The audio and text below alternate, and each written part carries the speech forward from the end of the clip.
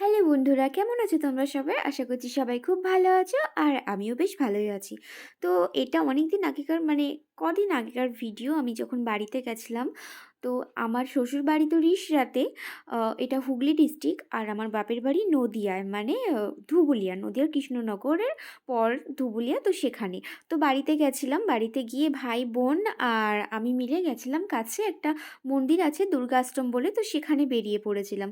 আর কেউ যায়নি। তো আমরা ৩ জনই চলে এসেছি। আমি এখানে আগেও দুবার এসেছি। তখন ভিডিও করেছিলাম, বাট ভিডিওটা দেওয়া হয়নি এডিট করার কারণে।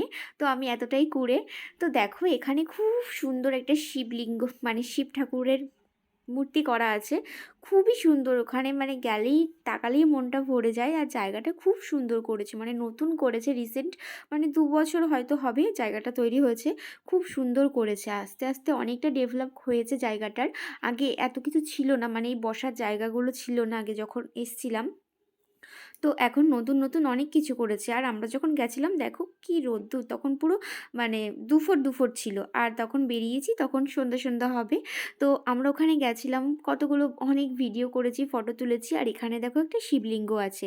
এই শিবলিঙ্গটাতে অকেশনে সময় খুব ভিড় হয়, এখানে সবাই বাবার মাথায় জল ঢালতে আসে। আর এখানে দেখো ঘণ্টাটা আছে, তো ঘণ্টা বাজাতে আমাদের সবারই খুব ভালো লাগে। মন্দিরে গেলে ঘণ্টা বাজাবো, ঢং করে আওয়াজ হবে, কি ভালো লাগে শুনতে। তো ঘণ্টা বাজিয়ে নিয়েছিলাম। তো তারপরে এই দেখো এইদিকে বোন ভিডিও করছে আর ভাই ভিডিও ধরে দিচ্ছে। তো আমরা ঘোরাফেরা করছিলাম। আর ওই যে ওই মন্দিরটা দেখছো, ওটা দুর্গা মন্দির, মেনলি জায়গাটার নাম হচ্ছে কি দুর্গা আশ্রম, কিন্তু শিব মূর্তিও আছে ওখানে। তো আমি অনেক কদিন আগে দুর্গা আশ্রমে এসে যখন ফটো ছেড়েছিলাম, তো সবাই তখন বলেছিল দুর্গা আশ্রম লেখা, কিন্তু সব শিব ঠাকুরের ছবি কেন? কারণ ভেতরে যে দুর্গা মায়ের মন ছবিটা আছে, ফটোটা, তো সেখানে ফটো তোলা নিষেধ বলে ওখানে আর ফটো তোলা হয়নি। তো এখন আমাদের ঘোরাফেরা হয়ে গেছে। এখন আমরা যাব, কিছু একটু খাবো। আমার ভাই তো এসের থেকেই বলছে চল চল খাবো খাবো। আরে বাড়ির থেকে তো লাঞ্চ করেই এসেছি, এখানে একটু ঘুরবো ফিরবো তবে না খাবো। তো ওর জ্বালাতনে চলে গেলাম রেস্টুরেন্টে খেতে। তো এখন কি খাবার নেওয়া যায়? তো এখানে তো সবই ভেজ, যেহেতু মন্দির এলাকা সেই জন্য। তো এখানে কি নেব? এখানে আমরা দেখো এইটা খুব সুন্দর সামনে ছবিগুলো, মা দুর্গার রান্নাঘর এরকম এরকম দেওয়া আছে। তো আমরা নিয়েছিলাম একটা মাশরুম চাউমিন। চাউমিনটা কোয়ান্টিটিটা ঠিকই ছিল, কিন্তু দামটা অনেকটাই বেশি ছিল। ১৪০ টাকা করে নিয়েছিল, সেই তুলনায় খেতে অতটা সুন্দর ছিল না। তো যাই হোক খেয়ে নিয়েছিলাম। তো তারপরে চাউমিন খাওয়া হওয়ার পরে আমরা নিয়েছিলাম চা। কোথাও গেলে আমি এমনিতে চা খাই না, আমি নর্মালি চা কফি কিছুই খাই না, কারণ চা খেলেই আমার শরীর খারাপ করে, তো সেই কারণে চা খাই না। তো চাউমিনটা খাবো, তারপর আর একটুখানি ঘুরবো ফিরবো, তো তারপরে বাড়ি চলে যাব। আর এই দেখো আমাদের চা চলে এসেছে, মাটির ভাঁড়ে চা, দেখতেও কি সুন্দর লাগে।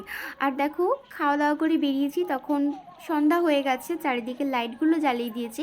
তো আমি বললাম দাঁড়া, আমি লাইটগুলো জ্বালানোর পর দেখে আসি কি সুন্দর লাগে। আমি দেখেছি শুনেছি যে সামনে যেই ভোলেনাথের মূর্তিটা থাকে, ওটা লাইট জ্বালানোর পর দেখতে খুব সুন্দর লাগে। ওই দেখো দেখা যাচ্ছে। তো চলো সামনে গিয়ে একটুখানি দেখে আসি।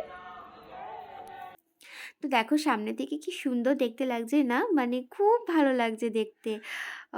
কি ভালো যে লাগছে সে সামনে থেকে না দেখলে বোঝা যাবে না। তো আমাদের এখন এখানে ঘোরা হয়ে গেছে, বাড়ি চলে যাব। তো এখন বাড়ি চলে যাব, অনেকটাই সন্ধ্যা হয়ে গেছে। তো বাড়িতে তো মাম্মামকে রেখে এসেছি, সেই জন্য ওকে রেখে বেশিক্ষণ আমার কোথাও ভালো লাগে না। কি করব, ও তো এখন আসতে চায় না, একটু বড় হয়েছে এখন, আরোই আমার সাথে আসতে চায় না। আর দেখো ওখান থেকে আমরা টোটো ধরেছিলাম, আমার বাড়ি যাব, ধুবুলিয়া বটতলায় আমার বাড়ি, সেখানে যাব বলে। তো রাস্তায় একটা নতুন মিষ্টির দোকান হয়েছে, ভাই বলছে চল, এই দোকানের দই খুব ভালো। কিন্তু বিশ্বাস করো বন্ধুরা, এখান থেকে ১৬০ টাকার দই কেনা হয়েছিল। দইটা নাকি খুব ভালো ছিল, জানি না। তো লোকে বলতো। তো তারপরে দই যেই বাড়িতে নিয়ে গেছি, দইটা কাটার পর দইটা কবেকার ছিল জানি না, এত বাজে দইটা ছিল যে আমরা কেউ খেতেই পারিনি। তো পরে এই দইটা ফেলে দেওয়া হয়েছিল। তো আমরা এখন বাড়ি চলে যাচ্ছি টোটো ধরে। আর দেখো টোটোর একটা ডিজাইন ছিল, তো সেটা লাইটের ছটায় আমার মুখে পড়ছিল আর কেমন লাগছিল। তো ভিডিওটা এখানেই শেষ করছি, টাটা।